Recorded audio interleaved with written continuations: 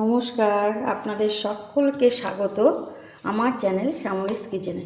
আজকে আমি রান্না করব এই যে বড় সয়াবিন। আমার ভাই বউরা পুরীতে ঘুরতে গিয়েছিল, সেখান থেকে এনেছে, আমাকে একটু দিয়েছে, তাই আজকে রান্না করব। আর এর সঙ্গে যা যা মশলা লাগবে আমি সব কিছু নিয়ে নিয়েছি। আর সয়াবিনটাকে আমি গরম জলে ধুয়ে তারপরে কেটে তারপর রান্নাটা শুরু করছি। চলুন তাহলে রান্নাটা শুরু করা যাক।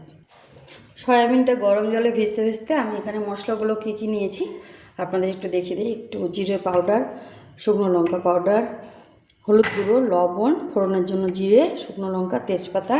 আর এখানে আমি পেঁয়াজ, রসুন, আদা, টমেটো, সাদা এলাচ এবং দারচিনি বেটে নিয়েছি। তেল গরম হয়ে গেছে, এবার আমি কেটে রাখা আলুটা সুন্দর করে ভেজে নেব ধীরে আছে।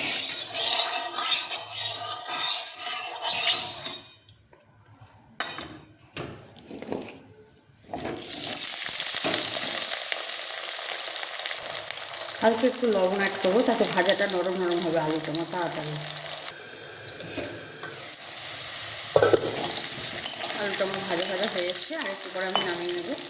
আর এর মধ্যে আমি সয়াবিনটা জল থেকে চিপে তুলে নিয়ে পিস পিস করে কেটেও নিয়েছি। সয়াবিনটাকেও আমি এবার ভেজে নেব।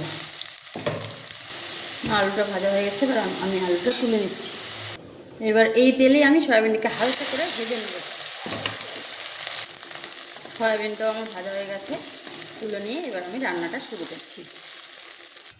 তেল গরম হয়ে গেছে, এবার দিয়ে দেবো ফোড়নে একটা শুকনো লঙ্কা, একটু জিরে, একটা তেজপাতা।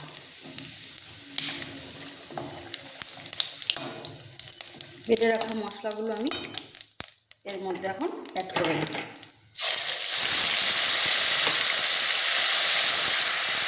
দেবো স্বাদ মতো একটু লবণ, পরিমাণ মতো হলুদ গুঁড়ো, লঙ্কার গুঁড়ো, জিরে গুঁড়ো। এবার আমি ভালো করে মশলাটাকে কষিয়ে নিই। আর রান্নাটা আমি পুরো রান্নাটাই করব গরম জলে। আমি গরম জল করে ঢেকে রেখে দিয়েছি, নামিয়ে রেখে দিয়েছি। মশলাটা ধীরে ধীরে কষতে থাকো। তো মশলাটাকে আমি অল্প অল্প গরম জল দিয়ে ধীরে ধীরে বেশ খানিকক্ষণ কষিয়ে নেব। মশলাটা আমার বেশ খানিকটা কষিয়ে নেওয়া হয়ে গেছে, এবার যোগ করব ভেজে রাখা আলুগুলো। এই রান্নাটাতে একটু সাদা এলাচটা যদি বেশি পরিমাণে বেটে দেওয়া যায়, সেন্টটা দুর্দান্ত আসে, খেতেও ভালো লাগে। আলুটা দিয়ে বেশ খানিকক্ষণ আমি আরও কষাবো, যাতে আলুটাও সেদ্ধ হয়, মশলাটাও কষিয়ে যায়। গরম জল একটু দিয়ে ঢাকিয়ে দেবো আমি। আলুটা আমার বেশ সুন্দর সেদ্ধ হয়ে গেছে এবং মশলারও গন্ধ আর নেই। আমি এবার সয়াবিনটাকে দিয়ে দিচ্ছি, দিয়ে ভালো করে কষিয়ে মাখা মাখা করে নামাবো। এর সঙ্গে আর আমি কিছুই লাস্টে মেশাবো না, কারণ পেঁয়াজ, রসুন, গরম মশলা সব প্রথমেই আমি অ্যাড করে দিয়েছি। আপনারা চাইলে তবু ঘি একটু যোগ করতে পারেন, সেটা আপনাদের পছন্দ মতো করবেন। এটা ভালো করে আমি কষিয়ে নিই।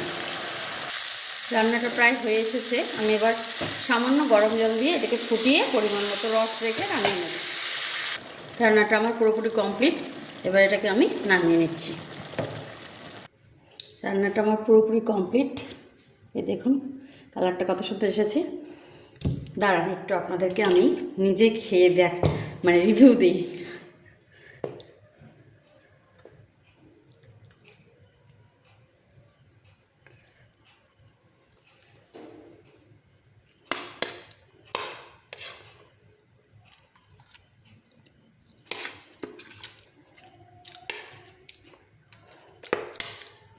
সত্যি বলছি, নিজের রান্না বলে নয়, অসাধারণ হয়েছে খেতে, অসাধারণ।